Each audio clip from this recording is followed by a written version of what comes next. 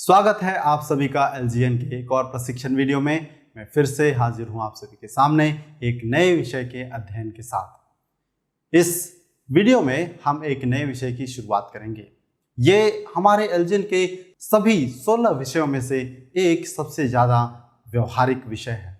साथ ही साथ ये हमारे सबसे फलदायी विषयों में से भी एक है। हमारे कई सैकड़ों पासवानों ने यह बताया है कि इस शिक्षा ने उनके सेवकाई को काफ़ी स्तर पर, बड़े स्तर पर प्रभावित किया है और परिवर्तित किया है। काफ़ी फलवंत होते हुए वे इसे देख पाए हैं। जी हाँ, हम इस विषय को शांति योजना कहते हैं। हम इस विषय को सभी राष्ट्र को परिवर्तित करने के लिए परमेश्वर की योजना भी कहते हैं। हम शांति योजना को 3 अलग अलग वीडियो में समझने का प्रयास करेंगे। जिस तरह से यीशु ने अपने सार्वजनिक सेवकाई की शुरुआत किया, उसने सभी को आश्चर्यचकित कर दिया। उसकी परीक्षा से गुजरने के ठीक बाद हम लूका उसके 4 अध्याय में इस बारे में पढ़ सकते हैं कि यीशु वहां के स्थानीय आराधनालय में गया और उसने यशायाह की पुस्तक लिया और उसे पढ़ने लगा। जिस भाग को वह पढ़ रहा था वह लूका रचित सुसमाचार उसके 4 अध्याय उसका 18 और 19 पद था। वहां कहता है वचन, प्रभु की आत्मा मुझ में समाया है, उसने मेरा अभिषेक किया है ताकि मैं दीनों को सुसमाचार सुनाऊं। उसने मुझे बंदियों को यह घोषित करने के लिए कि वे मुक्त हैं, अंधों को यह संदेश सुनाने के लिए कि वे फिर से दृष्टि पाएंगे, दलितों को छुटकारा दिलाने का और प्रभु के अनुग्रह का समय बतलाने को भेजा है। बड़े आश्चर्य की बात हम पद 21 में देख पाते हैं, जहां उसने कहा, आज तुम्हारे सुने जाने में यह वचन पूरा हुआ। यीशु ऐसा सुसमाचार बताने आए थे जो आत्मिक और व्यवहारिक दोनों था। यीशु के अनुयायियों के रूप में हम देख सकते हैं कि भारत में कलीसियाओं में 2 विषम प्रकार की कलीसियाएं हैं।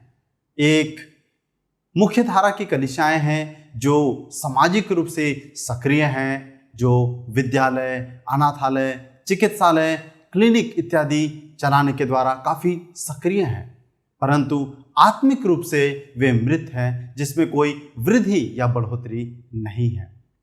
और फिर दूसरी ओर पेंतीकोस्तीय कलीसियाएं हैं जो आत्मिक रीति से तो जीवंत है और बढ़ोतरी प्राप्त कर रहे हैं, पर सामाजिक रूप से अपने समुदाय में बहुत ही कम प्रभाव डाल पा रहे हैं।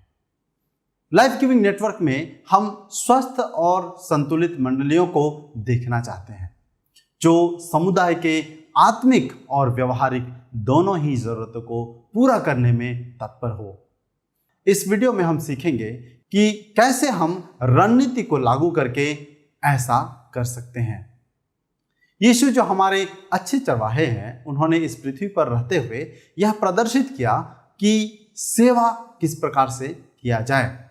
यह बात हम मत्ती रचित सुसमाचार उसके 9 अध्याय उसके 35 से 38 में पढ़ते हैं और वहां से हम ये सीख पाते हैं, सबसे पहली बात, कि उसने पूरे सक्रियता के साथ अपना जीवन जिया ताकि वह सभी जगह जा सके।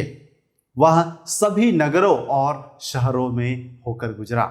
दूसरी बात, उसने खोए हुए लोगों को वैसा ही देखा जैसा वे वास्तव में थे, असमंजसता में पड़े हुए और असहाय, ऐसी भेड़ों के समान जिनका कोई चरवाहा नहीं था।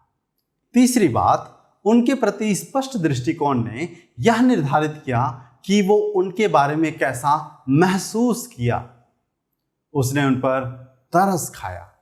और चौथी बात हम देखते हैं, उसने उनके बारे में क्या महसूस किया, इस बात ने यह निर्धारित किया कि उसने उनके लिए क्या किया। अर्थात जैसा हम देख पाते हैं, उसने उन्हें शिक्षा दिया, परमेश्वर के राज्य के बारे में शुभ संदेश सुनाया, उसने सभी प्रकार के बीमारों और रोगियों को चंगा किया। पांचवी बात, कठिनी अभी भी बाकी है। हमारे संसार में ऐसे खोए हुए लोग भरे पड़े हैं जो चोट खाए हुए हैं और असहाय हैं और उन्हें यीशु की सख्त जरूरत है कि वह उनका चरवाहा बने। आज भी यह खोई हुई भेड़ें 5 वैश्विक दानवों के द्वारा प्रताड़ित किए जाते हैं जो उन्हें पूरी तरह तबाह कर सकते हैं। पहला वैश्विक दानव है आत्मिक अंधापन। जी हाँ, संसार भर में सिर्फ 30 से 35% लोग ही यीशु को जान पाए हैं। हालांकि यह संख्या तेजी से बढ़ रही है। बाकी बचे हुए गैर ईसाई इस प्रकार से दिखाई पड़ते हैं: 21% मुस्लिम, 14% हिंदू और 6% बौद्ध धर्म को मानने वाले। संसार भर का 60 से भी अधिक प्रतिशत जनसंख्या यीशु को नहीं जान पाया है। जो सुसमाचार से अछूते जनसमूह हैं उनका 98% 10-40 के खिड़की में रहता है, जैसा कि आप चित्र में देख सकते हैं। संसार के जनसंख्या का 2/3 हिस्सा यहाँ निवास करता है। तकरीबन 170 करोड़ लोगों ने यीशु के दर्शनीय गवाह को नहीं जाना है। करोड़ों लोगों को यह भी नहीं मालूम है कि उन्हें क्या नहीं मालूम है। संसार भर के दूसरे सभी देशों से ज्यादा ऐसे लोगों का समूह है जो यीशु को नहीं जानते हैं, वे भारत में पाए जाते हैं। दूसरा, भ्रष्ट अगुवे या स्वार्थी अगुवे। भ्रष्टाचार और प्रताड़ना करोड़ों लोगों के जीवन का हिस्सा है। शक्ति का ऐसा दुर्व्यवहार इंसानों के गुलामी को बढ़ावा देता है। बच्चों के शोषण और यौन शोषण इत्यादि। धनी लोग और धनवान बनते जाते हैं, जबकि गरीब अपने उत्तरजीविता के लिए भी संघर्ष करते हैं। 92% भारतीय लोगों ने कभी न कभी किसी सरकारी अफसर को घूस दिया है। यह दूसरे सभी क्षेत्र को प्रभावित करता है। उदाहरण के लिए, भारत में गरीब लोगों के उत्थान के लिए राहत के तौर पर उपलब्ध किए जाने वाले अनाज का सिर्फ 40% हिस्सा ही उन तक पहुंच पाता है। तीसरा है अत्यधिक गरीबी। वैश्विक रूप से संसार में भूख के कारण हर 5 सेकंड में एक बच्चे की मौत होती है। 300 करोड़ से अधिक लोग प्रतिदिन 130 रुपया से भी कम आय में अपना जीवन गुजर बसर करते हैं तथा 80% से अधिक लोग 640 रुपये प्रतिदिन की आमदनी में जीवन गुजर बसर करते हैं।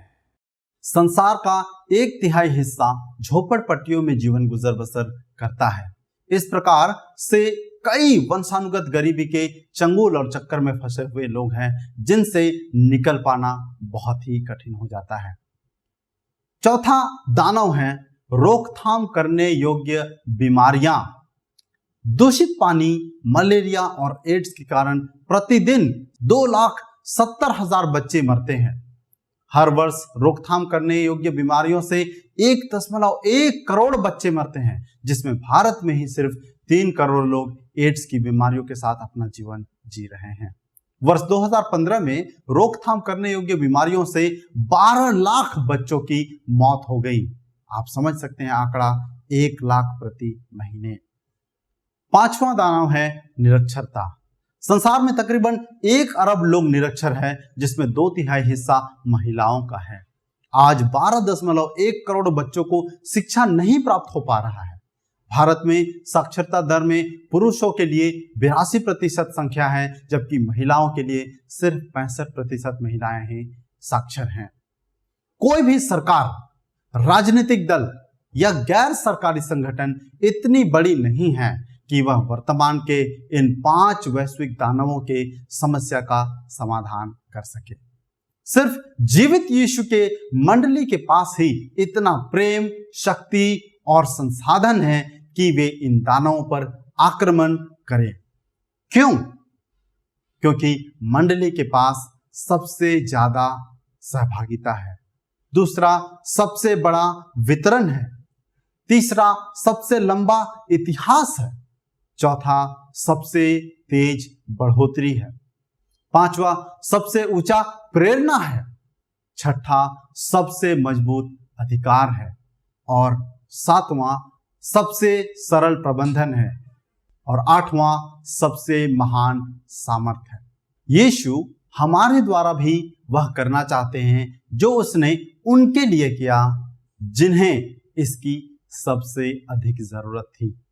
यूहन्ना रचित सुसमाचार उसके 17 अध्याय के 18 पद में, मरकुस रचित सुसमाचार 16वें अध्याय के 15 पद, प्रेरितों के काम उसके 1 अध्याय के 8 पद, रोमियो 10 के 14 से 15 और 12 के 21 में हम इसके बारे में पढ़ते हैं।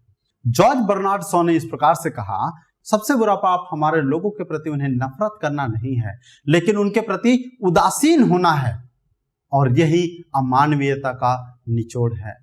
इस विचार की ध्वनि हम नीति वचन उसके 24 के 11 और 12 में भी सुन सकते हैं। जिस योजना के बारे में हम बात कर रहे हैं, यह परमेश्वर का बाइबल आधारित राष्ट्रों को परिवर्तित करने का योजना है। इसे हम शांति योजना कहते हैं। हम शांति योजना को अंग्रेजी के इसके लिए उपयुक्त शब्द पीस से समझना चाहेंगे। पीस में 5 अक्षर हैं।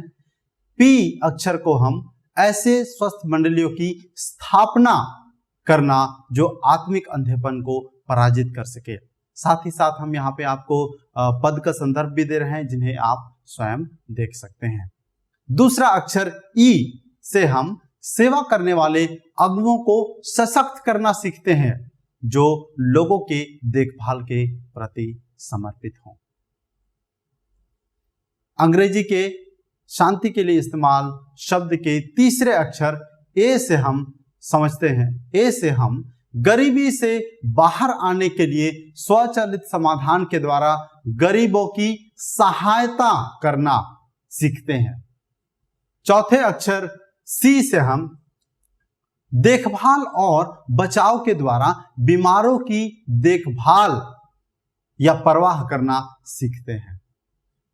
और अंतिम अक्षर ई से हम अनपढ़ वयस्क और बच्चों दोनों को साक्षर करना सीखते हैं। साथ ही साथ आपको कई सारे संदर्भ भी दिए गए हैं वचन के, आप उन्हें देख सकते हैं।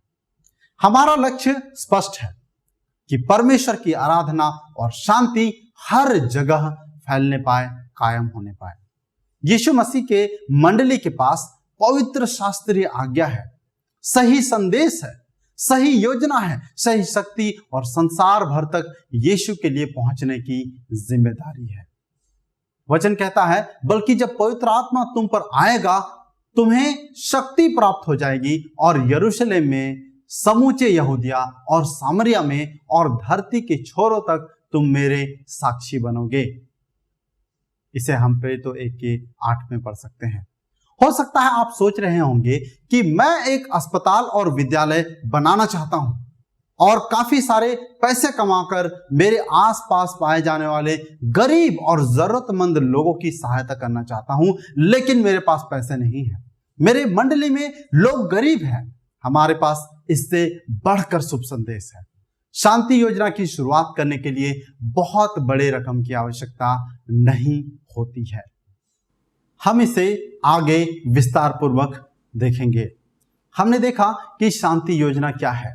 शांति योजना को हम इसके लिए इस्तेमाल किए जाने वाले अंग्रेजी शब्द पीस से समझ सकते हैं।